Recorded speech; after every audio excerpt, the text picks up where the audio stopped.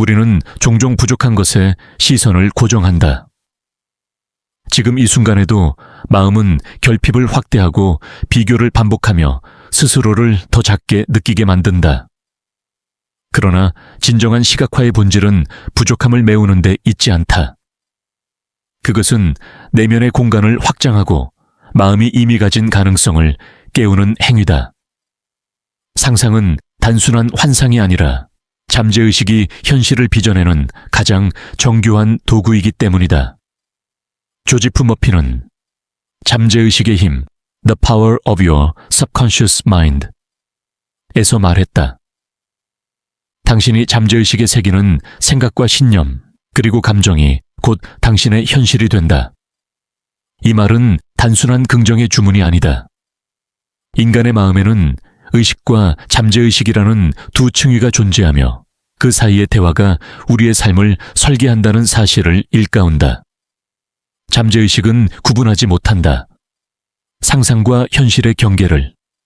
그는 오직 느껴지는 감정의 진폭만을 인식하고 그 감정이 가리키는 방향으로 현실을 재배열한다. 그래서 우리가 무언가를 그려보고 그것을 이미 소유한 듯 느낄 때 잠재의식은 그것을 사실로 받아들인다. 그때부터 세상은 조금씩 변하기 시작한다. 우리가 꿈꾸는 쪽으로. 미켈란젤로가 말했다. 나는 대리석 속에 천사를 보았다. 그리고 그를 자유롭게 하기 위해 조각했다. 그가 본 것은 단순한 돌덩이가 아니었다. 그는 이미 존재하는 완전함을 인식한 사람이었다. 대리석 속에는 여전히 천사가 있었지만 그것을 볼 수 있는 눈이 필요했다. 시각화란 바로 그런 눈을 여는 일이다. 내면의 시야를 확장해 아직 태어나지 않은 현실을 보는 것이다. 당신이 마음속에서 이미 손에 넣은 듯 느낄 때 뇌는 그것을 사실이라 착각한다. 그 착각이 바로 현실 창조의 씨앗이다. 한 여자를 떠올려보자. 그녀는 도시 한가운데 살고 있다. 끝없는 회의 지친 야근 회색빛 거리 속에서 그녀는 문득 자신에게 묻는다. 이건 내가 원하는 삶일까? 그 질문 하나가 그녀를 멈춰 세운다. 그날 밤 그녀는 창가에 앉아 조용히 눈을 감는다. 그리고 다른 삶을 그려보기 시작한다. 그녀의 상상 속에는 작은 마을이 있다. 산과 호수 사이에 자리한 나무집 창문 너머로 부드러운 햇살이 들어오고 책상 위에는 따뜻한 커피 한 잔이 놓여 있다. 그녀는 원고의 마지막 문장을 적고 창밖에서는 아침 비둘기의 울음소리가 들린다. 멀리 호수는 은빛으로 반짝이고 오늘 오후에는 카약을 타러 나갈 생각이다. 그녀의 마음에는 이상하리만큼 깊은 평화가 깃든다. 그건 단지 상상이 아니다. 그녀는 실제로 그 순간을 살고 있다. 그녀의 뇌는 그 풍경을 현실처럼 인식하고 몸은 그 평화에 반응한다. 이 감정의 흔적이 잠재의식에 새겨질 때 세상은 그 진동에 맞춰 재배열되기 시작한다. 며칠 후 한 통의 전화가 온다. 오랜 친구가 그 작은 마을로 이사했다며 놀러 오라고 한다. 이건 우연일까? 아니면 마음이 이미 길을 만들어 놓은 걸까? 잠재의식은 상상과 현실의 차이를 모른다. 그녀가 느낀 평화와 기대 햇살의 온기와 커피 향은 이미 현실로 기록되었다. 그리고 현실은 그 기록에 응답한다. 조지프 머피는 인간의 뇌를 두 개의 영역으로 나누었다. 의식은 사고하고 판단하고 감정을 만든다. 그러나 잠재의식은 더 깊은 곳에서 마치 고요한 호수처럼 존재한다. 그곳은 분별하지 않는다. 그저 의식이 던진 이미지를 진실로 받아들인다. 그래서 당신이 끊임없이 나는 실패자야 라고 생각한다면 잠재의식은 그 말에 저항하지 않는다. 그는 단지 그것을 현실로 만들 뿐이다. 반대로 나는 새로운 시작을 할 수 있다. 라고 진심으로 느끼는 순간 그는 그 믿음을 증명하기 위해 세상을 움직인다. 우리의 주의력은 언제나 의미 있는 것, 즉 자주 생각하는 것에 끌린다. 이것이 신념의 자기 강화다. 예를 들어 영어에 능통한 사람이 중국으로 이사했을 때 그는 자연스레 영어를 사용하는 환경이나 사람을 찾아다닌다. 그의 의식이 그 세계를 의미 있다고 느끼기 때문이다. 결국 우리의 마음은 언제나 내가 믿는 방향으로 세계를 편집한다. 그 믿음이 부정적이든 긍정적이든 상관없이 생각이 감정을 낳고 감정이 행동을 이끌며 행동이 다시 현실을 만든다. 이 간단한 순환이 인생 전체를 움직인다. 영국의 과학자 데이비드 해밀턴 박사는 It's the thought that counts 에서 이렇게 말했다. 생각은 물질을 바꾼다. 감정은 유전자의 스위치를 조정한다. 그의 연구에 따르면 우리는 마음의 이미지와 감정을 통해 신체적 변화를 유도할 수 있다. 그는 하버드대의 한 실험을 소개한다. 참가자들을 두 그룹으로 나누어 한쪽은 피아노를 실제로 연습하게 하고 다른 한쪽은 단지 머릿속으로만 연습하게 했다. 5일 후 뇌 스캔 결과는 놀라웠다. 두 그룹의 뇌 활동 패턴이 거의 동일했다. 상상만으로도 뇌는 실제 경험과 똑같이 반응한 것이다. 이 사실은 인간의 상상력이 얼마나 강력한지를 보여준다. 마음은 진짜와 가짜를 구분하지 못한다. 그저 느끼는 그대로를 현실로 번역할 뿐이다. 그렇다면 우리는 어떻게 그 힘을 활용할 수 있을까? 조지프 머피와 수많은 사상가들이 제안한 방법은 단 하나, 시각화 바이주얼라이제이션이다. 그것은 단순히 그림을 그리는 행위가 아니다. 그건 내가 되고 싶은 나의 상태를 이미 살고 있는 듯 느끼는 기술이다. 웨인 다이어 박사는 이렇게 말했다. 우리가 생각하는 것이 우리에게 일어난다.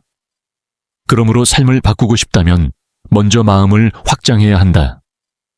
그는 라이트 형제를 예로 들었다.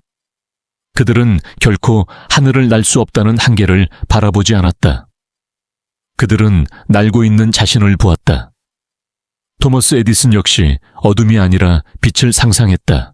이 비전의 힘이 그들을 움직였고 결국 세상을 바꿨다. 그러나 시각화는 단순한 긍정적 상상이 아니다. 그건 감정과 믿음이 결합된 창조 행위다. 마음속에서 이미 이루어진 듯한 확신을 느끼는 순간 잠재의식은 그 현실을 준비하기 시작한다. 그 과정은 눈에 보이지 않지만 그 울림은 이미 모든 곳에 퍼지고 있다. 새로운 인연이 기회가 장소가 조용히 당신 쪽으로 움직이기 시작할 것이다. 당신이 그 진동에 맞춰 살기로 결심했기 때문에. 이제 우리는 이해한다. 시각화는 단순한 도구가 아니라 존재 방식이다. 당신이 이미 원하는 삶의 에너지를 품고 있다면 그 에너지는 반드시 형태를 얻는다. 그것이 우주의 가장 오래된 법칙이다. 이제부터 당신은 눈을 감고 질문해야 한다. 나는 무엇을 결핍이라 부르고 있는가? 그리고 무엇을 이미 가지고 있는가? 그 질문 속에서 현실은 천천히 새로 태어난다. 상상은 단순한 도피가 아니다. 그것은 새로운 현실을 미리 살아보는 예행 연습이다. 우리는 종종 삶이 우연히 흘러간다고 믿지만 사실 그 모든 장면은 마음속에서 이미 써내려간 각본을 따라가고 있다. 시각화는 바로 그 각본을 새로 쓰는 일이다. 더 의식적이고 더 명료하게. 아침이 밝을 때, 마음이 가장 고요할 때 당신은 잠시 눈을 감고 떠올릴 수 있다. 당신이 이루고 싶은 모습, 만나고 싶은 사람, 혹은 오랜 시간 품어온 하나의 소망. 그 장면을 마치 영화처럼 느껴보라. 그 속에서 당신은 주인공이자 감독이며 동시에 관객이다. 그때 잠재의식은 그 장면을 현실의 한 조각으로 인식하기 시작한다. 이건 마치 깊은 바닷속에서 잔잔히 피어오르는 파도와 같다. 겉으로는 보이지 않지만 밑바닥에서 거대한 흐름이 움직인다. 그 흐름이 일정한 방향으로 밀려가면 결국 현실의 해안에도 파도가 도달한다. 조지프 머피는 이 과정을 내면의 대화라고 불렀다. 그는 말했다. 당신의 잠재의식은 당신이 스스로에게 속삭이는 말을 그대로 믿는다. 이 말은 어쩌면 단순해 보이지만 실제로는 삶 전체를 재설계할 수 있는 핵심 원리다. 우리가 자주 떠올리는 생각들은 습관이 된다. 그 습관이 감정으로 굳어지고 감정이 행동을 결정하며 행동이 다시 새로운 현실을 낳는다. 이 순환의 핵심에는 언제나 상상이 있다. 당신이 머릿속에서 매일 그리는 이미지가 내일의 삶을 빚는 손이 된다. 해밀턴 박사는 인간의 뇌가 얼마나 쉽게 믿음을 현실로 바꾸는지를 보여주는 실험을 또 하나 소개했다. 그는 운동선수들을 대상으로 두 그룹을 나누었다. 한쪽은 실제로 근력 운동을 했고 다른 한쪽은 그 운동을 하는 장면만을 머릿속에서 시각화했다. 몇 주 후 실제로 운동을 하지 않은 그룹에서도 근육의 활동 전위가 증가했다. 그들의 뇌는 단지 상상만으로도 움직였다고 믿은 것이다. 이 사실은 단순한 심리학이 아니라 생리학이다. 생각은 전기 신호이고 전기 신호는 화학적 변화를 일으킨다. 즉, 마음은 실제로 몸을 바꾸고 몸은 다시 마음에 반응한다. 그렇다면 우리가 매일 반복하는 시각화가 삶 전체를 어떻게 바꾸지 않을 이유가 있을까? 이제 첫 번째 기술을 떠올려보자. 명상 속의 시각화, 즉 마음의 몰입이다. 웨인 다이어 박사는 이렇게 말했다.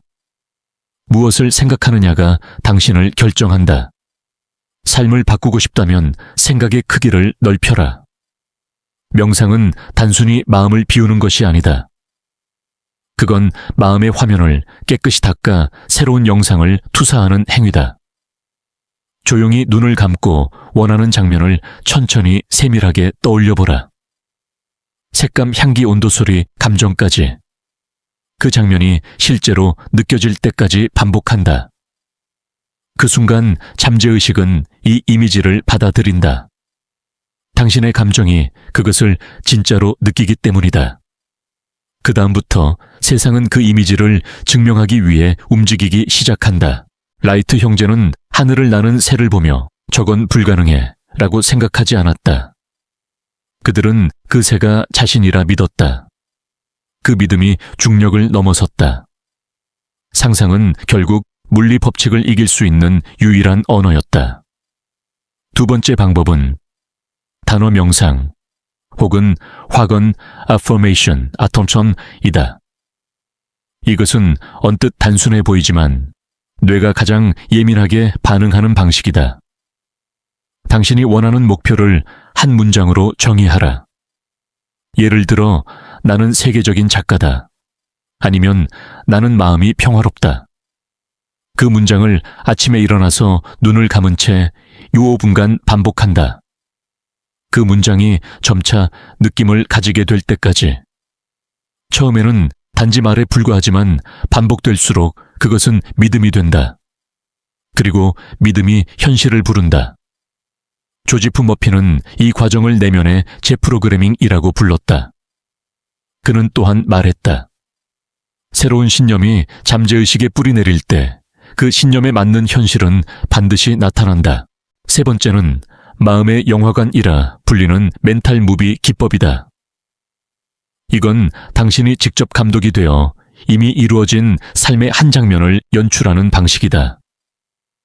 예를 들어 원하는 집에서 살고 있는 자신 사랑하는 사람과 웃으며 대화하는 장면, 혹은 무대 위에서 성취를 축하받는 순간을 떠올린다.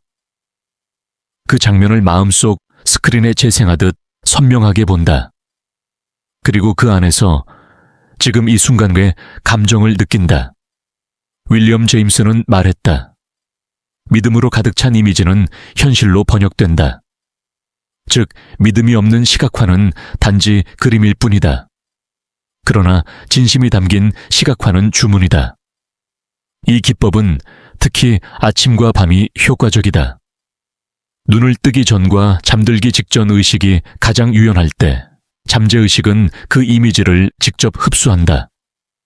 반복될수록 그 장면은 더 선명해지고 결국 현실이 그 장면을 모방하기 시작한다.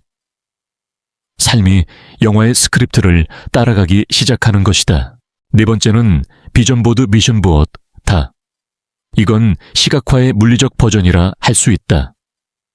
원하는 목표 장소 인물 문장을 종이 위에 붙이고 매일 바라보는 것이다. 단순히 장식이 아니다. 이건 시각적 암시의 지속적 강화다. 매일 바라보는 동안 잠재의식은 그 이미지를 일상으로 받아들이게 된다. 이 반복이 의심을 줄이고 가능하다는 신호를 강화한다. 그래서 결국 어느 날 그 이미지와 비슷한 장면이 당신 앞에 나타난다. 우연처럼 보이지만 그것은 이미 오래전부터 만들어지고 있었다. 하지만 모든 사람이 이 과정을 성공적으로 수행하는 것은 아니다. 그 이유는 단 하나, 믿음의 부족과 과도한 노력이다. 조지프 머피는 늘 이렇게 말했다. Let it be easy, 즉 쉬움 속에 신뢰가 핵심이다. 시각화는 억지로 쥐어짜는 행위가 아니라 스스로를 열어놓는 상태다. 당신이 계속 이건 될까라고 의심할수록 잠재의식은 그 의심을 진실로 받아들인다. 결국 현실은 되지 않음을 증명하기 시작한다. 그 반대도 마찬가지다. 이건 이미 일어나고 있다. 그 확신을 깊이 느낄수록 세상은 그 믿음의 길을 열기 시작한다. 때때로 우리는 나는 충분하지 않아 라는 생각에 갇힌다. 그건 가장 강력한 부정의 주문이다. 그때는 즉시 그것을 멈추고 새로운 문장을 선택해야 한다. 나는 이미 충분하다. 나는 풍요를 받을 자격이 있다. 나는 지금 이 순간 완전하다. 이 문장들이 반복될 때 잠재의식은 새로운 언어를 배우기 시작한다. 그리고 당신의 삶 전체가 그 언어로 다시 쓰인다. 모든 변화는 결국 내면의 언어 교체에서 시작된다. 당신이 어떤 문장으로 자신을 부르느냐가 당신의 현실을 결정한다. 우리가 진정으로 원하는 삶을 창조하기 위해서는 단순히 바라기만 해서는 안 된다. 그것은 이미 존재하는 가능성을 느끼는 일이다. 시각화의 목적은 현실을 억지로 바꾸는 것이 아니라 내면의 주파수를 조율하는 행위다. 왜냐하면 잠재의식은 진동을 통해 반응하기 때문이다. 당신이 어떤 감정을 지속적으로 느끼느냐가 결국 어떤 현실을 끌어당기는지를 결정한다. 많은 사람들은 눈앞의 결핍을 바꾸기 위해 필사적으로 노력하지만 그 노력 속에는 종종 두려움이 숨어 있다. 혹시 실패하면 어떡하지? 내가 이걸 가질 자격이 있을까? 이런 질문이 반복되는 한 잠재의식은 나는 부족하다는 메시지만을 받는다. 그리고 세상은 그 진동에 맞춰 반응한다. 조지프 머피는 이렇게 말했다. 잠재의식은 당신이 진심으로 믿는 것을 현실로 만든다. 당신이 바라는 것이 아니라 믿는 것을. 이 말의 차이를 이해하는 것이 중요하다. 말은 위시은 결핍에서 나오지만 믿음 빌리프는 이미 이루어졌다는 감각에서 나온다. 따라서 시각화의 핵심은 이미 이루어진 느낌을 체험하는 것이다. 그 느낌이 현실을 앞당긴다. 이를테면 당신이 건강을 원한다고 하자. 그러나 마음속 깊은 곳에서는 여전히 나는 병들었다고 느끼고 있다면 그 생각이 잠재의식에 더 깊이 각인된다. 그 결과 몸은 그 생각에 맞춰 반응하게 된다. 하지만 반대로 매일 아침 눈을 뜰 때 오늘도 몸이 가볍고 에너지가 넘친다고 느낀다면 그 진동은 잠재의식에 새 신호를 보낸다. 그리고 그 감정은 실제로 몸의 화학을 변화시킨다. 이것이 바로 생각이 현실을 만든다는 말의 과학적 근거다.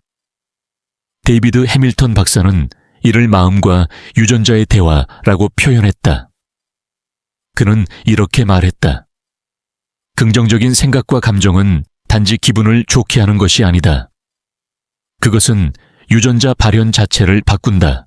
즉, 우리가 상상 속에서 경험하는 기쁨과 평화 감사의 감정은 실제로 몸속의 화학 반응을 일으켜 새로운 현실을 준비하게 만든다.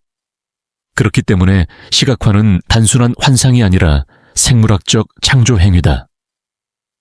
당신이 느끼는 모든 진동은 세포신경 호르몬을 통해 물질적 변화를 일으킨다. 이제 잠시 눈을 감고 떠올려보자. 당신이 진정으로 원하는 것은 무엇인가? 돈일 수도 있고, 사랑일 수도 있고, 평화로움일 수도 있다. 그러나 그 이면에는 하나의 공통된 감정이 있다. 충만함, 안정감, 자유. 사람들은 사실 물건이 아니라 그 물건이 가져올 느낌을 원한다. 따라서 시각화의 진짜 목적은 그 감정을 지금 이 순간 느끼는 것이다. 언젠가가 아니라 지금 안에서. 그 순간 미래는 이미 현재 속에서 태어난다. 이 원리는 한 여인의 이야기로 더 명확히 드러난다. 그녀는 오래전부터 작가가 되고 싶었다. 그러나 현실은 늘 바빴고 불안했고 글을 쓸 시간조차 없었다. 그녀는 매일 같은 생각을 반복했다. 언젠가 여유가 생기면 책을 써야지. 하지만 그 언젠가는 오지 않았다. 그러던 어느 날 그녀는 조용히 결심했다. 내가 작가로 사는 삶을 지금부터 느껴보자. 그녀는 매일 아침 10분 동안 눈을 감고 자신이 완성한 책을 손에 들고 서점에 있는 장면을 떠올렸다. 커버의 색감, 종이의 냄새, 독자들의 미소까지. 그녀는 그 모든 것을 이미 일어난 일처럼 느꼈다. 그리고 석 달 후 그녀는 실제로 그 책을 집필 중이었다. 시간은 여전히 바빴지만 마음의 공간이 달라졌다. 그 변화가 현실을 바꾸었다. 이것이 바로 잠재의식의 작동 방식이다. 현실이 바뀌어서 행복해지는 것이 아니라 행복을 느꼈기 때문에 현실이 바뀌는 것이다.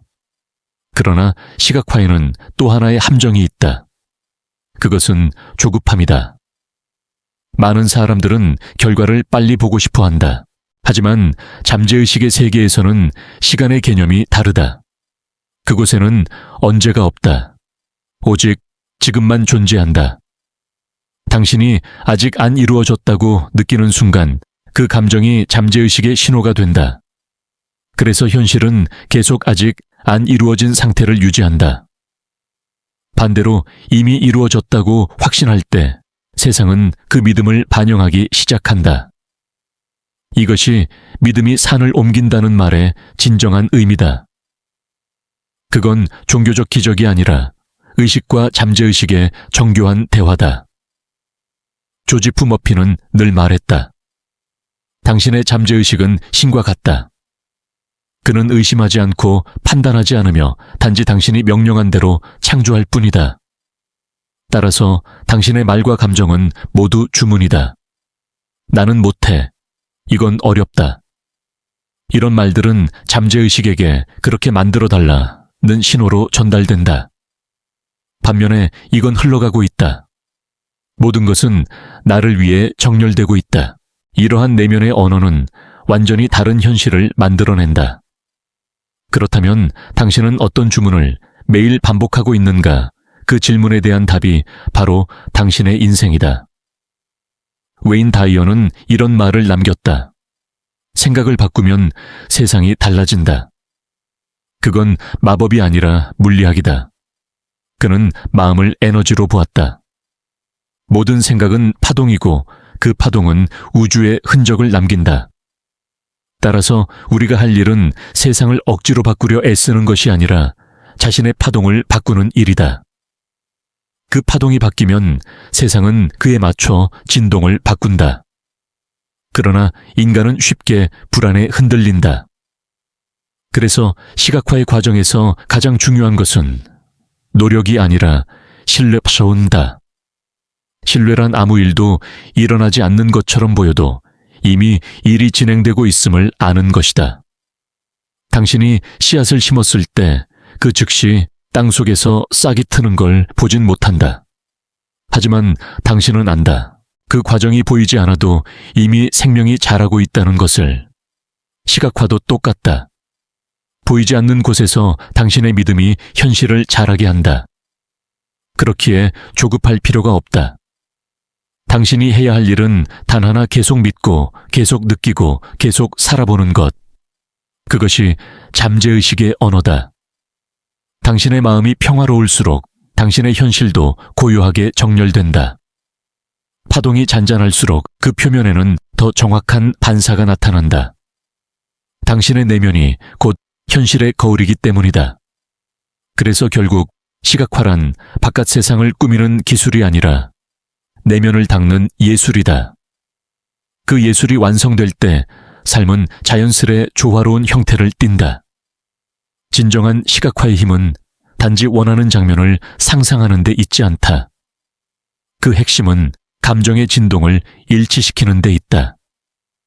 우주는 단어보다 진동에 반응한다. 당신이 마음속에서 무엇을 느끼고 있는지가 결국 당신이 끌어당기는 세계의 질감을 결정한다. 그래서 조지프 머피는 감정이 곧 창조의 에너지라고 말했다. 그는 잠재의식이 이미지를 이해하지 못한다고 했다. 그 대신 그것이 전달받는 것은 감정의 진동이다. 즉, 당신이 행복을 상상하더라도 마음속에 두려움이 남아있다면 잠재의식은 그 두려움의 파동을 현실로 보낸다. 따라서 시각화의 첫걸음은 느낌의 전환이다.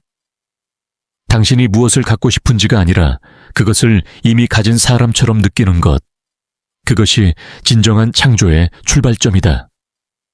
심리학자 윌리엄 제임스는 이렇게 말했다. 행복해서 웃는 것이 아니라 웃기 때문에 행복해진다. 이 단순한 문장 속에는 잠재의식의 작동 원리가 숨어 있다. 당신이 먼저 행동하고 감정을 느끼면 그 감정은 곧 현실의 방향을 바꾼다. 이것이 act as if, 이미 그렇게 행동하라는 원리다. 행동이 마음을 속이는 것이 아니라 행동이 마음의 회로를 다시 설계하는 것이다. 즉, 당신이 지금 웃고 감사하고 사랑을 느낄 때 당신의 잠재의식은 그것을 현재의 진실로 인식한다. 그때부터 현실은 그 진실에 맞춰 정렬된다. 이 원리를 이해하면 시각화는 더 이상 꿈꾸기가 아니라 삶을 연주하는 연습이 된다. 당신은 매일 아침 눈을 뜰 때마다 새로운 악보를 받아든다. 그 악보에 어떤 멜로디를 적을지는 전적으로 당신에게 달려있다. 조급함 대신 신뢰로, 결핍 대신 충만함으로, 두려움 대신 사랑으로. 이 감정의 선택이 바로 우주의 언어다. 그러나 많은 사람들은 이 과정을 방해한다. 그들은 잠재의식이 보내는 신호를 듣지 못한다. 왜냐하면 그들의 마음은 늘 시끄럽기 때문이다. 끝없는 걱정 비교, 비판 자책, 그 잡음들이 마음의 스피커를 덮어버린다. 그래서 진짜 시각화는 고요 속에서만 시작된다. 마음이 고요할 때 내면의 화면이 맑아진다. 그때 비로소 잠재의식은 당신의 명령을 정확히 수신한다. 이것이 명상의 본질이다. 명상은 도피가 아니다. 그건 마음의 라디오 주파수를 맞추는 과정이다. 온 세상이 혼잡해도 당신의 내면 주파수가 안정되어 있다면 우주는 그 신호에 응답한다. 한 남자가 있었다. 그는 평생 가난에 시달렸고 언제나 돈이 부족하다고 말했다. 그는 아무리 노력해도 상황이 나아지지 않았다.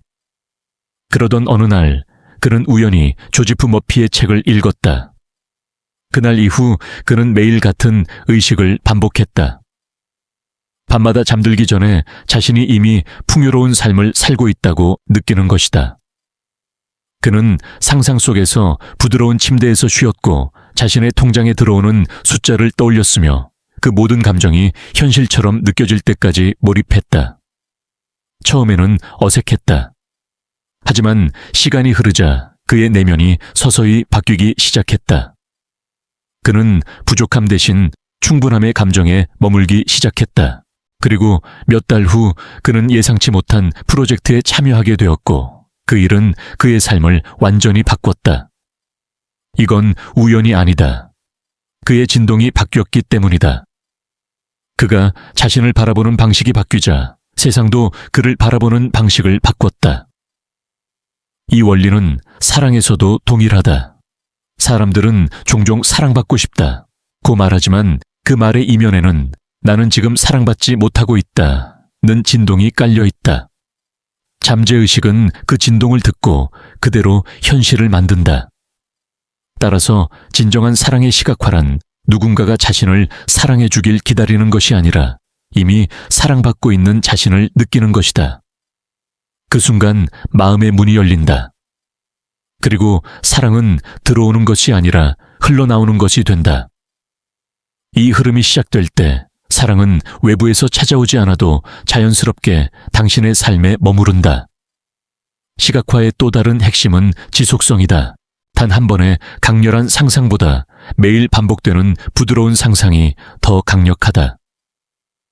그건 마치 매일 같은 시간에 물을 주는 식물과 같다. 조금씩 하지만 꾸준히. 그 리듬이 잠재의식의 패턴을 만든다. 그래서 조지프 머피는 아침과 밤을 강조했다. 아침은 하루의 의식을 여는 시간이고 밤은 잠재의식의 문이 열리는 시간이다. 이 두 시점에서의 시각화는 마치 씨앗을 심고 물을 주는 것과 같다.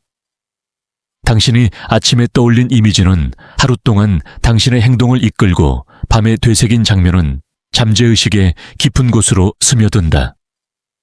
그 반복이 계속될수록 현실은 그 이미지의 방향으로 재배열된다. 하지만 여기서 중요한 점이 있다. 시각화는 단지 무엇을 얻을까의 과정이 아니라 누가 되어갈까의 여정이다.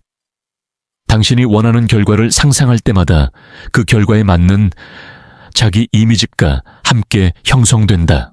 즉, 부자가 되고 싶다면 돈을 가진 사람이 아니라 가치를 창출하는 사람으로 자신을 느껴야 한다. 사랑을 원한다면 사랑받는 사람이 아니라 사랑을 나누는 사람으로 자신을 느껴야 한다. 이 변화가 이루어질 때 현실은 따라오지 않을 수 없다. 왜냐하면 현실은 언제나 당신의 자아인식을 반영하기 때문이다. 이제 우리는 깨닫는다. 시각화는 외부의 세계를 조작하는 마법이 아니라 내면의 정체성을 다시 설정하는 과정이다. 그 과정에서 당신은 조금씩 변한다. 생각이 달라지고 말이 달라지고 표정과 에너지 선택이 달라진다. 그리고 어느 날 문득 뒤를 돌아보면 세상이 달라져 있다. 사실 세상이 바뀐 것이 아니라 당신이 바뀐 것이다. 당신의 진동이 바뀌었기 때문이다. 그래서 중요한 건 지금이다. 지금 이 순간 당신이 느끼는 감정이 곧 미래의 설계도다. 당신이 지금 부족하다고 느끼면 미래는 그 부족을 증명하고 충분하다고 느끼면 미래는 그 충만을 보여준다. 그러므로 시각화는 미래를 꿈꾸는 일이 아니라 지금 이 순간을 새롭게 느끼는 일이다. 그 순간 모든 변화가 시작된다. 우리가 상상하는 모든 것은 단순한 생각의 형태로 그치지 않는다. 그것은 에너지로서 세상에 진동을 남기고 그 진동이 공명하는 현실을 끌어당긴다. 이건 신비주의가 아니다. 이건 의식의 물리학, 즉 마음의 파동이 물질의 구조를 형성하는 자연의 법칙이다. 조지프 머피는 이를 잠재의식의 자동 반응이라 불렀다. 당신이 잠재의식에 어떤 이미지를 보내든 그는 판단하지 않는다. 그저 그렇게 이루어질 것이라 믿고 행동을 유도한다. 따라서 당신의 생각은 단순한 사유가 아니라 명령이다. 그리고 잠재의식은 언제나 그 명령을 수행한다. 이 원리를 깨닫는 순간 당신은 세상을 다르게 보기 시작한다. 우연이라 여겼던 일들이 사실은 당신의 내면이 만들어낸 결과였음을 알게 된다. 삶이 당신에게 일어나는 것이 아니라 당신을 통해 일어나고 있었다는 사실을. 하지만 이 깨달음에는 또 다른 책임이 따른다. 당신의 마음속 언어 하나하나가 창조의 씨앗이기 때문이다. 그래서 조지프 머피는 늘 말했다. 당신의 말을 경계하라. 그 말이 곧 당신의 세계가 된다. 예를 들어 나는 너무 늦었어. 라고 말하는 순간 잠재의식은 늦음을 진실로 인식한다. 그 결과 모든 기회는 조금씩 당신에게서 멀어진다. 반면 나는 제때의 모든 것을 맞이한다. 라고 믿는다면 시간은 당신을 기다린다. 언어는 단지 의사소통의 수단이 아니라 현실을 호출하는 주파수다. 당신이 사용하는 단어의 진동이 잠재의식의 심연으로 흘러들어가 그에 맞는 현실을 만들어낸다. 이제 당신은 스스로에게 물어야 한다. 나는 매일 어떤 말을 하고 있는가? 나는 피곤해. 나는 운이 없어. 이건 너무 어려워. 이 말들은 모두 잠재의식에 부정의 코드를 새긴다. 그 말들이 쌓일수록 삶은 점점 그 부정의 패턴을 따라가기 시작한다. 하지만 언어를 바꾸면 세계가 바뀐다. 나는 점점 강해지고 있다. 모든 것이 내게 유리하게 움직인다. 나는 매일 새로워진다. 이 문장들이 반복될 때 잠재의식은 새로운 리듬을 배운다. 그리고 그 리듬에 맞춰 세상이 다시 작동하기 시작한다. 웨인 다이어 박사는 이 과정을 생각의 재배열이라고 했다. 그는 말했다. 우리는 세상을 있는 그대로 보지 않는다. 우리는 우리 자신이 어떤 존재인지에 따라 세상을 본다. 즉, 세상은 항상 당신의 내면을 반사하는 거울이다.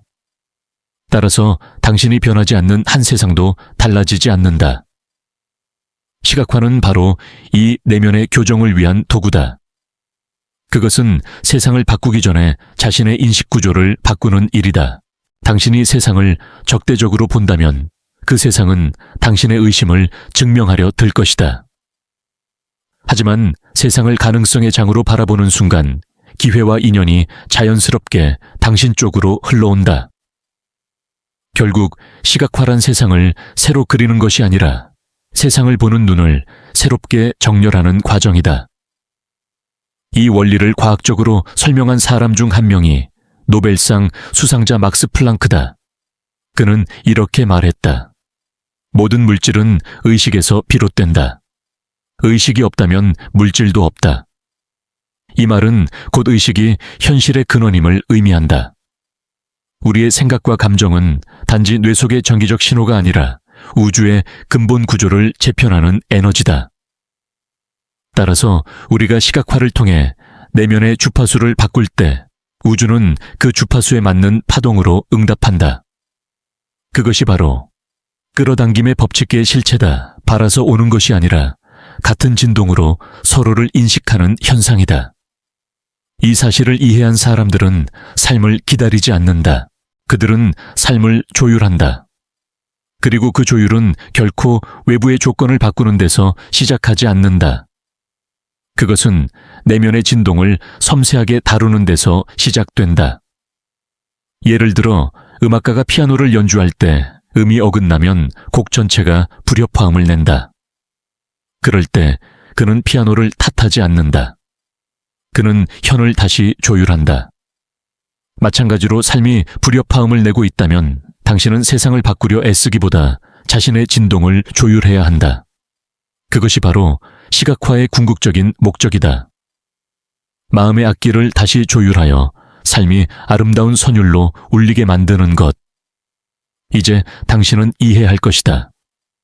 시각화는 단지 목표 달성을 위한 기술이 아니라 존재의 상태를 변화시키는 예술이다. 그건 무엇을 얻느냐보다 누가 되어가느냐에 대한 이야기다. 조지프 머피는 이렇게 말했다. 삶은 당신이 원하는 것을 주지 않는다. 삶은 당신이 그에 합당한 존재가 될 때 그 모습을 드러낸다. 이 말은 곧 시각화의 목적이 단순히 결과를 끌어오는 것이 아니라 그 결과에 걸맞은 존재로 진화하는 과정임을 의미한다. 당신이 진정으로 원하는 삶이 있다면 그것을 억지로 잡으려 하지 말고 그 삶에 어울리는 자아를 느껴보라. 그 자아는 어떤 태도로 하루를 보내고 있을까? 어떤 언어를 사용하고 어떤 감정의 파동으로 세상을 대할까 그 모습을 구체적으로 느낄수록 당신은 그 진동에 동기화된다. 그때부터 우주는 당신의 새로운 주파수를 알아듣는다. 그리고 그에 맞는 사람, 기회, 공간을 보내준다. 한 가지 더 중요한 사실이 있다. 시각화의 과정에서 감사는 가장 강력한 연료다. 감사는 단지 예의가 아니다. 그건 존재의 진동을 즉시 상승시키는 주파수다. 당신이 감사할 때 잠재의식은 나는 이미 충분하다 라는 신호를 받는다. 그때 우주는 당신의 충만함을 증폭시킨다. 부족함에 초점을 맞추면 결핍이 커지고 감사에 초점을 맞추면 풍요가 확장된다. 그러므로 시각화를 시작할 때마다 감사로 마음을 여는 것이 좋다. 이 장면이 이미 내 안에서 살아있음에 감사합니다. 그 문장이 현실을 바꾸는 가장 단순하면서도 가장 강력한 주문이 된다. 결국 모든 창조의 본질은 하나의 진리에 귀결된다. 당신은 이미 그것을 가지고 있다. 부족하다고 느끼는 순간 그것은 멀어진다. 하지만 이미 주어졌다고 느끼는 순간 그것은 당신의 삶 안에서 형태를 갖춘다. 이것이 시각화의 비밀이자 조지프 머피가 평생 전하고자 했던 메시지다. 당신의 마음속 스크린에 무엇을 투사하느냐에 따라 삶의 무대가 바뀐다. 당신이 주인공이며 감독이며 관객이다. 그렇다면 이제는 선택해야 한다. 당신의 다음 장면은 어떤 빛으로 물들어야 할까? 진정한 시각화의 마법은 그것이 더 이상 기법이 아니라 삶의 태도로 자리 잡을 때 일어난다. 그건 단지 몇 분의 명상으로 끝나는 행위가 아니라 하루 전체를 통째로 하나의 창조적 의식 상태로 살아가는 일이다. 아침에 눈을 뜰 때 당신은 단순히 하루를 시작하는 것이 아니다. 그건 마치 무대의 커튼이 열리듯 새로운 장면이 시작되는 순간이다. 당신이 어떤 감정으로 하루를 여느냐가 그날의 진동을 결정한다. 만약 피곤함과 불만으로 시작한다면 세상은 그 파동에 맞춰 흐릿한 빛을 들이운다. 하지만 평온과 감사로 눈을 뜬다면 세상은 그 감정에 공명하며 반짝인다. 시각화는 바로 그 감정의 선택에서 시작된다. 조지프 머피는 이렇게 말했다. 당신의 아침 생각이 하루를 결정하고 당신의 밤 생각이 미래를 결정한다. 그 말은 단지 상징이 아니다. 뇌는 하루 중 특정한 시간대에 잠재의식으로 향하는 문이 가장 열려 있다고 한다. 아침 그리고 잠들기 직전. 그 2시간대는 의식이 가장 유연하고 이성의 벽이 가장 낮은 때다. 그때 당신이 떠올리는 장면이 곧 잠재의식의 명령어로 저장된다. 그러니 아침에 가장 먼저 떠올려야 할 것은 걱정이나 불안이 아니라 당신이 되고 싶은 모습의 감각이다. 그것은 구체적인 목표가 아니라 그 목표에 어울리는 감정, 즉 나는 지금 평화롭다, 나는 오늘 나답게 살아간다 라는 감정이다. 한 불교 스승은 이런 말을 남겼다. 꽃은 피려고 애쓰지 않는다. 그저 햇빛과 바람을 받아들일 뿐이다. 시각화도 그렇다. 그건 억지로 무언가를 만들어내는 행위가 아니라 이미 존재하는 가능성이 자연스럽게 피어오르게 하는 일이다. 당신이 해야 할 일은 밀어붙이는 것이 아니라 허용하는 것이다. 당신이 충분히 고요할 때 잠재의식은 스스로 일하기 시작한다. 그는 방향을 알고 있다. 그는 언제나 당신의 최고 가능성 쪽으로 향한다. 하지만 우리는 자주 방해한다. 불안이 몰려오면 이건 잘못되고 있는 게 아닐까라는 의심이 고개를 든다. 그 의심은 잠재의식에게 새로운 명령이 된다. 이건 잘못되고 있다. 그리고 그는 충실히 그 명령을 따른다. 이 순간 중요한 건 단 하나 의심을 믿음으로 교체하는 연습이다. 그건 생각을 억누르는 것이 아니라 새로운 생각으로 자리 바꾸기 하는 것이다. 예를 들어 불안이 올라올 때 괜찮아. 모든 것은 지금 완벽하게 흘러가고 있어. 이 말을 깊이 숨쉬듯 반복하라. 그 문장이 잠재의식의 파동을 안정시킨다. 결국 당신의 내면이 고요해질 때 세상은 다시 균형을 되찾는다. 이 원리를 삶의 작은 일들에도 적용할 수 있다. 예를 들어 누군가에게 화가 났을 때 즉시 반응하지 말고 잠시 눈을 감고 그 사람을 이해하는 장면을 떠올려보라. 그 장면이 현실이 되면 어떤 감정이 느껴질까? 그 따뜻함을 먼저 느끼는 순간 당신의 진동은 이미 바뀌어 있다. 그리고 그 변화는 관계를 치유한다. 잠재의식은 감정의 흔적만 인식한다. 당신이 용서의 이미지를 떠올리고 그것을 느꼈다면 그는 그 감정의 진동에 맞는 현실을 준비하기 시작한다. 결국 시각화란 인간관계마저 바꾸는 힘이다. 심리학자 칼 융은 말했다. 당신이 무의식을 의식하지 않으면 그 무의식이 당신의 삶을 지배하고 당신은 그것을 운명이라 부를 것이다. 시각화는 바로 이 무의식을 의식의 빛으로 끌어올리는 행위다. 당신이 내면의 이미지들을 스스로 선택할 수 있을 때 비로소 인생의 시나리오를 다시 쓸 수 있다. 즉, 시각화란 무의식이 자동으로 써내려가던 이야기를 의식적으로 다시 편집하는 과정이다. 그 이야기의 결말을 새롭게 쓰는 순간 당신은 운명의 작가가 된다. 시각화의 또 다른 비밀은 감각의 동시 작동이다. 단지 보는 것에 그치지 말고 느끼고 듣고 냄새 맡고 움직이는 것을 상상하라. 뇌는 다감각적 이미지를 더욱 강하게 현실로 인식한다.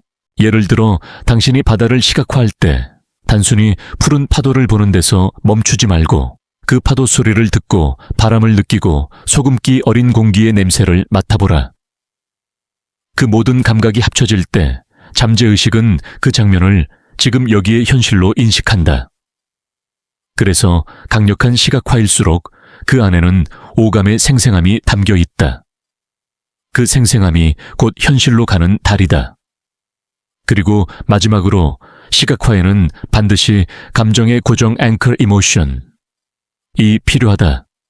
이건 당신이 어떤 이미지를 떠올릴 때 함께 느끼는 핵심 감정이다. 그 감정은 일종의 신호등과 같다. 그것이 열려 있음을 의미할 때 우주는 그 방향으로 흐른다.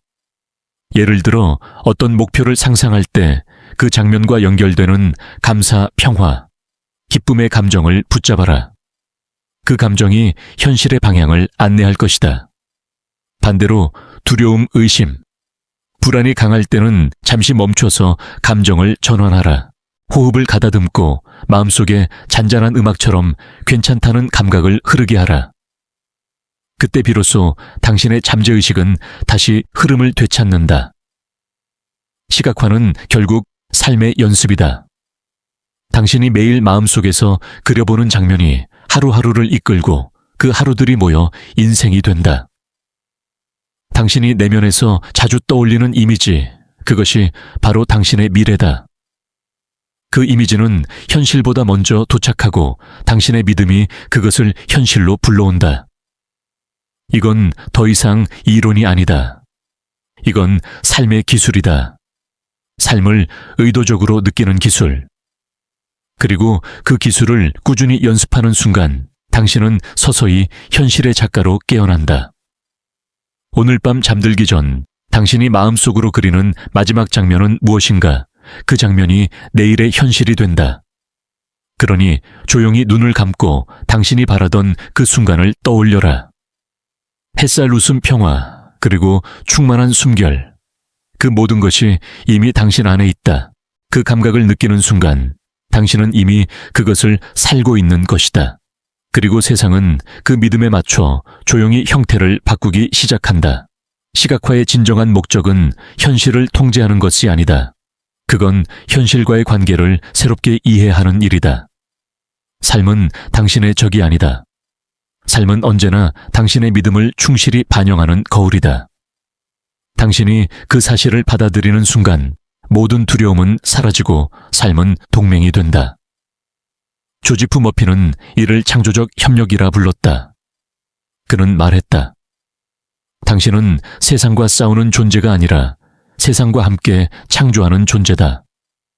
이 말은 곧 세상은 결코 당신의 적이 아니라는 뜻이다. 그저 당신의 내면을 그대로 보여주는 반사체일 뿐이다. 당신이 세상에서 거부당했다고 느낀다면 그건 세상이 당신을 밀어낸 것이 아니라 당신이 스스로를 의심한 감정이 반영된 결과일 수도 있다. 그래서 시각화는 단지 꿈꾸기가 아니라 자기 자신을 신뢰하는 훈련이다. 그렇다면 신뢰란 무엇일까? 그건 결과를 확신하는 것이 아니라 과정을 신뢰하는 것이다.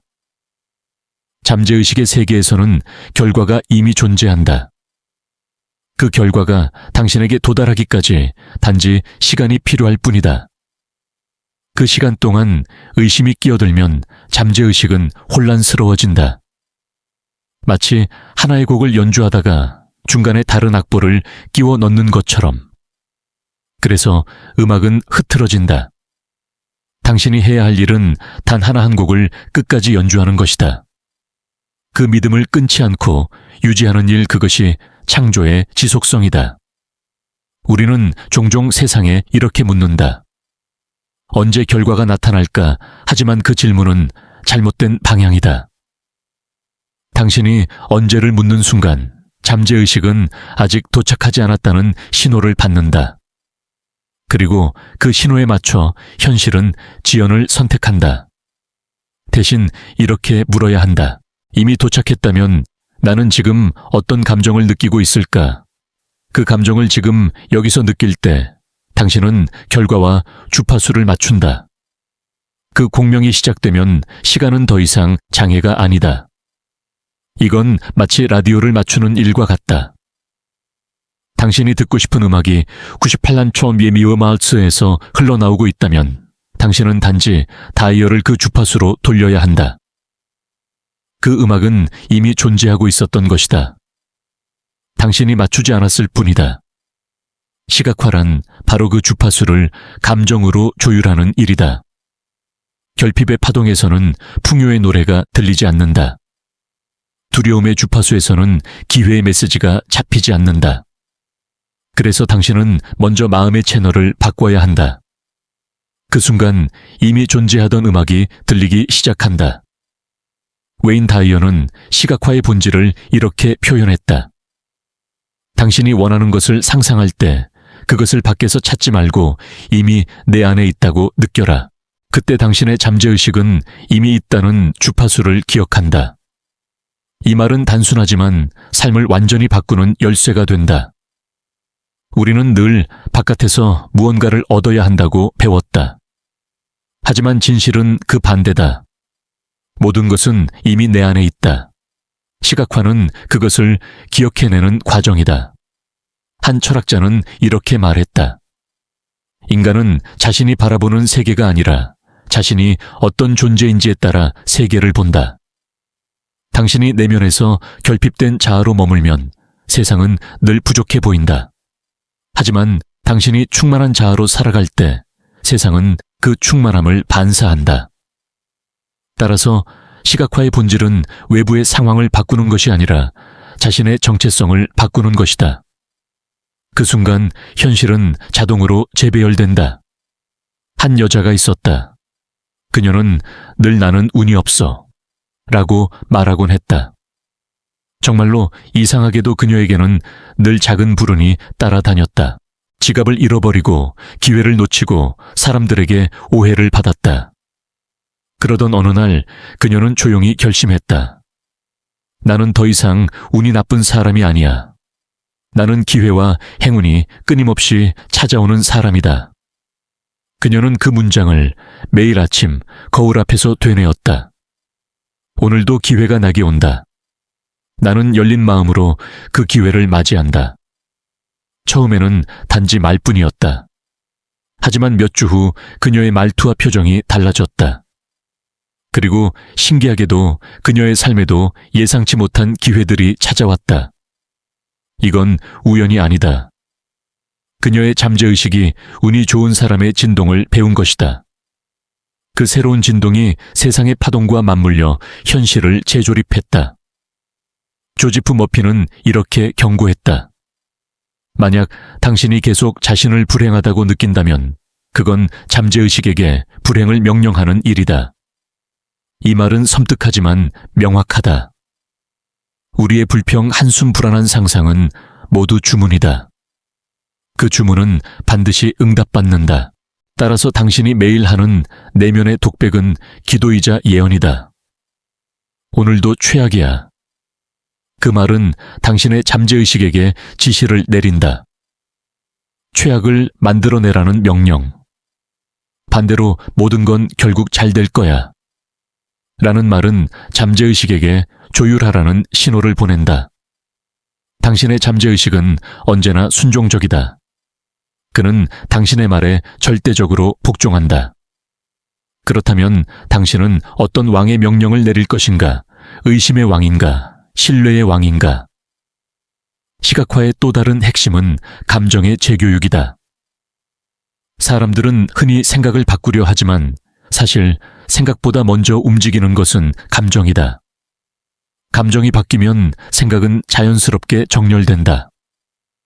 따라서 시각화는 생각하기가 아니라 느끼기다. 마음속에 떠올린 장면을 단순히 보는 것이 아니라 그 장면 속에서 살아보는 것이다.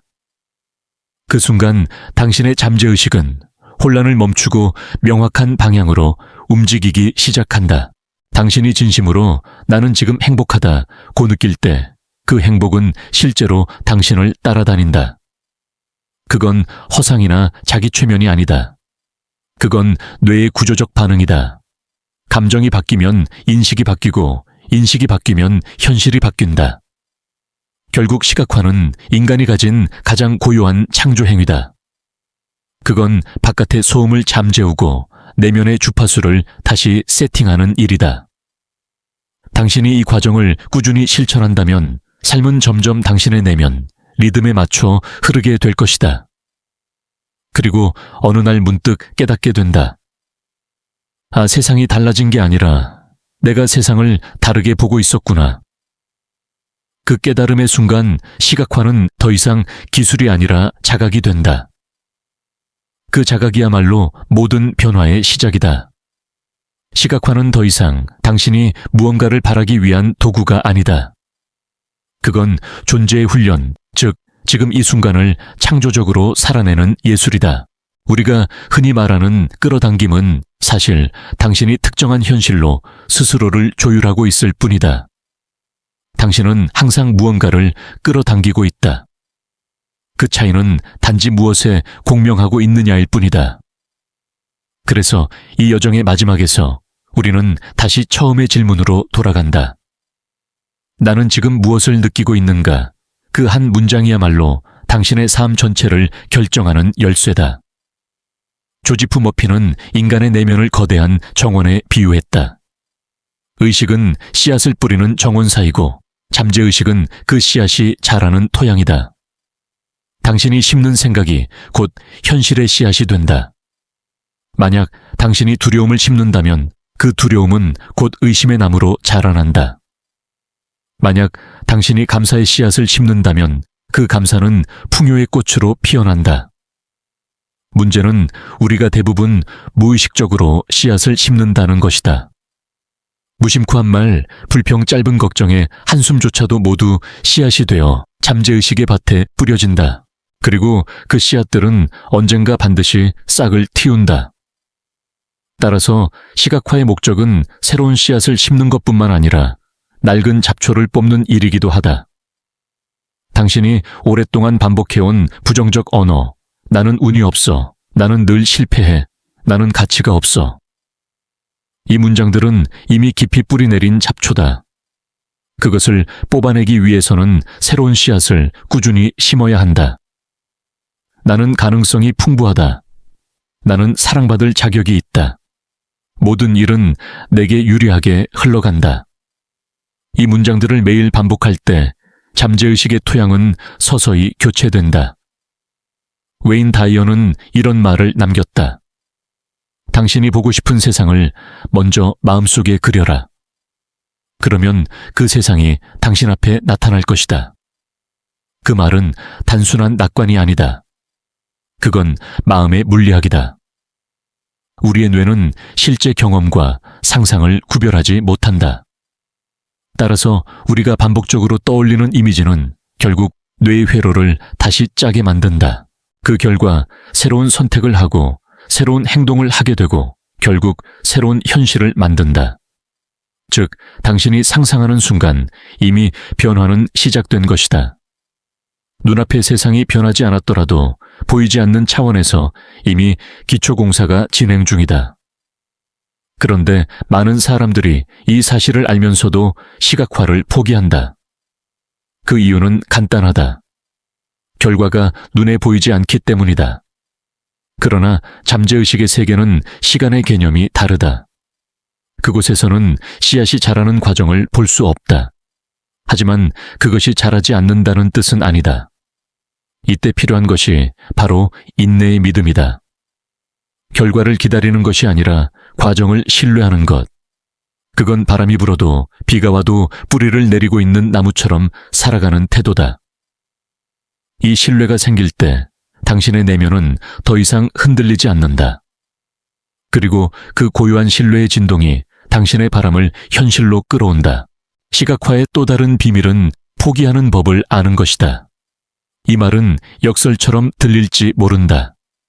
하지만 진정한 창조는 집착을 놓을 때 완성된다. 당신이 반드시 지금 이루어져 가야 해 라고 매달리는 순간 잠재의식은 그 집착의 진동을 결핍으로 해석한다. 결국 현실은 그 결핍을 증폭시킨다. 하지만 당신이 이미 이루어졌다. 라고 느끼며 편안히 놓을 때 잠재의식은 안정된 신호를 받는다.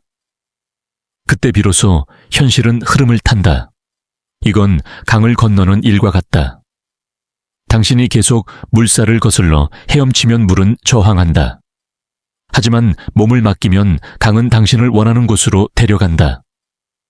시각화의 마지막 단계는 바로 그 신뢰의 항복이다.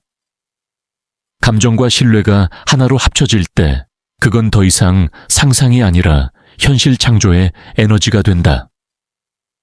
당신은 부족한 존재에서 창조하는 존재로 바뀐다. 이건 새로운 기술을 배우는 것이 아니라 이미 내 안에 있는 창조자의 본성을 기억해내는 일이다. 조지프 머피는 이렇게 말했다. 당신의 잠재의식은 신성의 일부다. 그는 무한한 지혜와 자비로 당신의 명령을 이행한다. 즉, 당신의 마음속 명령은 우주의 의식과 직결되어 있다. 그래서 당신이 사랑을 명령하면, 사랑이 풍요를 명령하면, 풍요가 평화를 명령하면 평화가 찾아온다. 이 시각화의 원리를 깨달은 사람들은 더 이상 외부의 혼란에 흔들리지 않는다. 그들은 세상을 두려움의 눈으로 보지 않는다. 대신 세상을 하나의 캔버스로 본다. 그 위에 자신이 원하는 색을 칠하고 새로운 장면을 그려나간다. 그들은 알기 때문이다. 삶은 끊임없이 변하지만 그 중심에서 흔들리지 않는 것은 단 하나 내면의 이미지라는 것을. 당신이 어떤 이미지를 품고 있느냐에 따라 모든 것이 달라진다. 그 이미지가 어둡다면 세상은 흐릿해지고 그 이미지가 밝다면 세상은 빛을 낸다. 마지막으로 기억해야 할 것은 이것이다. 시각화는 한 번의 기적이 아니라 매일의 연습이다. 매일 조금씩 마음을 정화하고 감정을 선택하고 생각을 가다듬는 일. 그 작은 반복이 세상의 구조를 바꾼다. 오늘 하루 동안 떠올린 생각들이 내일의 현실이 된다. 그리고 그 내일은 다시 모여 당신의 인생이 된다. 그러니 매 순간의 상상이 곧 당신의 미래를 만드는 붓지림을 잊지 말라. 이제 당신의 손에는 붓이 있다. 당신은 더 이상 수동적인 관찰자가 아니다. 당신은 창조자다. 당신의 마음속 스크린이 곧 세상의 시작점이다. 그곳에 어떤 영상을 틀 것인지는 온전히 당신의 선택이다. 그래서 조용히 눈을 감고 하나의 이미지를 떠올려라. 그 안에 있는 빛, 공기, 향기, 온기, 그 모든 감각을 느끼며 마음속으로 이렇게 속삭여라. 나는 이미 그 안에 있다. 그 순간 현실은 조용히 고개를 들어 당신에게 미소 지을 것이다. 이제 당신은 이해했다. 시각화란 단순히 미래를 그리는 행위가 아니다. 그건 지금 이 순간의 자신을 창조하는 과정이다. 우리는 종종 변화가 어디선가 올 거라 믿지만 사실 변화는 언제나 지금 여기에서 시작된다. 지금의 생각, 지금의 감정, 지금의 믿음이 당신의 내일을 조용히 구성하고 있다. 당신이 이미 알고 있는 이 단순한 진리를 매일 실천하는 것이야말로 진짜 영적 훈련이다. 그건 기적을 기다리는 게 아니라 기적의 시나리오를 매일 조금씩 써내려가는 일이다. 우리는 모두 두 개의 세계를 동시에 살아간다. 하나는 눈으로 보이는 현실의 세계, 다른 하나는 마음속에서 느껴지는 보이지 않는 세계. 전자는 늦게 반응하고 후자는 즉각적으로 반응한다. 시각화는 이 두 세계를 하나로 이어주는 다리다. 당신이 마음속에서 이미 이루어진 현실을 느낄 때 그 파동은 보이지 않는 세계에서 먼저 만들어지고 조금 늦게 물리적 현실로 번역된다. 그래서 신뢰가 중요하다. 눈에 보이지 않아도 이미 보이지 않는 곳에서 완성되고 있다는 믿음이야말로 모든 창조의 심장이다. 이 진리를 깨달은 사람들은 결코 초조하지 않다. 그들은 서두르지 않는다. 왜냐하면 그들은 이미 알고 있기 때문이다. 씨앗은 한순간에 자라지 않는다는 것을. 하지만 매일의 햇살과 물바람과 흙이 그 생명을 지탱하고 있다는 것을. 당신의 시각화도 마찬가지다. 그건 단 한 번의 강렬한 상상이 아니라 매일의 작은 믿음의 누적이다. 그 믿음이 일정한 파동을 만들면 세상은 그 파동에 응답한다. 조지프 머피는 이렇게 말했다. 당신의 잠재의식은 인내의 정원사다. 그는 서두르지 않으며 결코 멈추지 않는다. 이 말처럼 잠재의식은 늘 작동 중이다. 심지어 당신이 의식하지 않을 때조차도 그는 당신이 반복한 생각을 기반으로 새로운 현실의 밑그림을 그리고 있다. 그래서 당신이 매일 스스로에게 말하는 문장은 단지 습관적 독백이 아니다. 그건 잠재의식에게 주어지는 매일의 명령서다. 그러니 오늘 하루 당신은 어떤 명령을 내릴 것인가? 나는 피곤해. 나는 운이 없어. 그런 명령을 내릴 수도 있다. 하지만 그 대신 이렇게 말해보자. 나는 충분히 강하고 모든 것이 잘 되고 있다. 그 문장은 잠재의식의 방향을 완전히 바꿔놓는다. 그렇다면 이제 질문하자. 시각화의 최종 목적은 무엇인가? 돈, 성공, 사랑, 평화, 그 모든 것은 사실 형태일 뿐이다. 그 아래에는 언제나 하나의 본질이 흐르고 있다. 그것은 의식의 확장이다. 시각화를 통해 우리가 얻는 진짜 선물은 무언가를 소유하는 것이 아니라 새로운 시야로 세상을 보는 능력이다. 그 시야가 넓어질수록 삶의 가능성은 확장된다. 그 순간 모든 것은 부족함이 아니라 풍요로움의 또 다른 얼굴이 된다. 이제 당신의 의식은 조금 다른 세계에 서 있다. 당신은 더 이상 과거의 패턴에 갇힌 존재가 아니다. 당신은 선택할 수 있다. 무엇을 느낄지, 무엇을 생각할지, 그리고 어떤 진동으로 살지. 이건 자유다. 진정한 자유란 외부의 상황에 흔들리지 않는 내면의 주권이다. 세상이 어떻게 변하든 당신은 언제나 자신이 그리는 이미지 속에서 새로운 의미를 만들어낼 수 있다. 그때부터 당신은 세상의 희생자가 아니라 세상의 공동 창조자가 된다. 시각화는 당신에게 감정의 책임감을 가르친다.